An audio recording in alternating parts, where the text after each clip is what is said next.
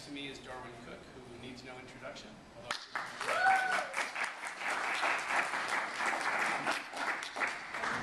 You know, we've done a bunch of these in the past, and you don't need me telling you who Darwyn Cooke is. You all know who he is. So generally, we just go into some questions and Q&A time. If there's any questions you have about any particular thing about the Parker series or anything in general, or we'd be happy to talk to you. How did you actually convince Richard Stark or Don Westlake to let you do this? Because of course he never lets the Parker name happen in any of the movies, adaptations, and by the way, the books are brilliant that you're doing. But how did you get him to do it?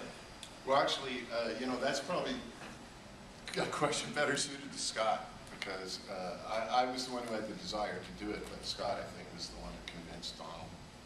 Well, it was, it was kind of a funny thing. I was able to track down Mr. Westlake, and I sent him an email, and he was very, very nice in the email.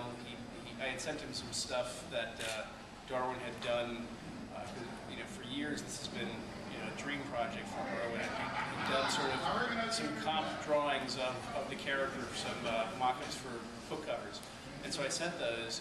And Westlake wrote me back, and he wrote me back a very long email where he basically said, it's impossible, it'll never work, it can't be done, and he had all these different reasons. And then the last thing he wrote was, but these drawings look great, or something like that. I'm like, okay, got something. And then, Darwyn did some more stuff. We sent him some more stuff, and then he, more and more got into it. And then Darwyn started to correspond with Westlake, and that's for you to tell.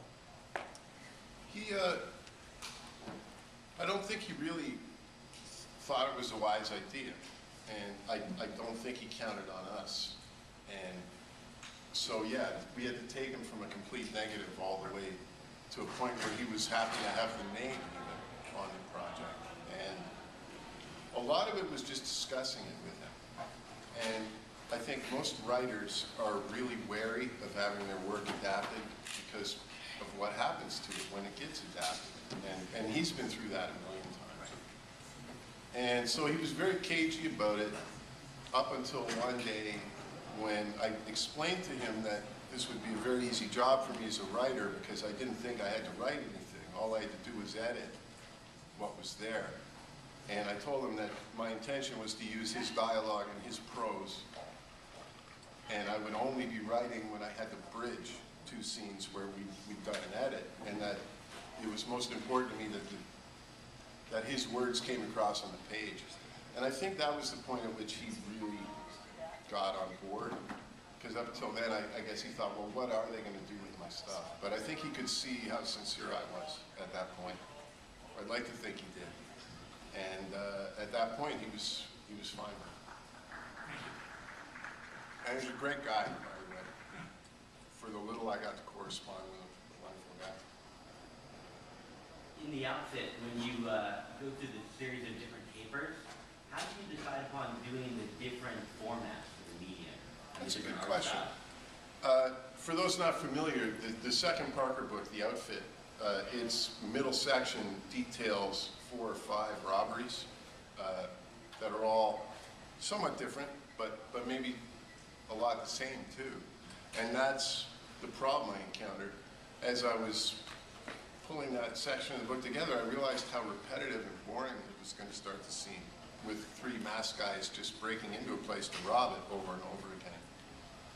And that led me to thinking about what we could do to make those scenes each stand out as individual scenes. And then it occurred to me, Parker's not really involved in this part of it. What if there was a stylistic?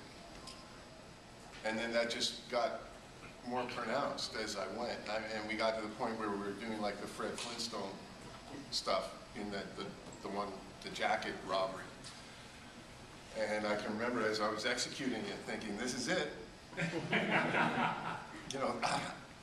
I think this works, but I don't think anyone else is going to think it's going to work. Remember what I said? What did you say? I said it was brilliant. Oh, see, I instantly forgot that. It was just that it struck me as being such a complete departure. And actually, no, I said it was brilliant, but I said I thought it was one of the bravest things you had done artistically because it was such a leap. Brave. I don't know. Brave's jumping on a hand grenade. But that was a lot of it. I mean, these books are brilliant and they're wonderful prose books, but there's a lot of static action in it. You know, you don't have a lot of visual interest within the book, so it's very important that I find a way, without drawing away from the book itself, to keep it an interesting visual experience.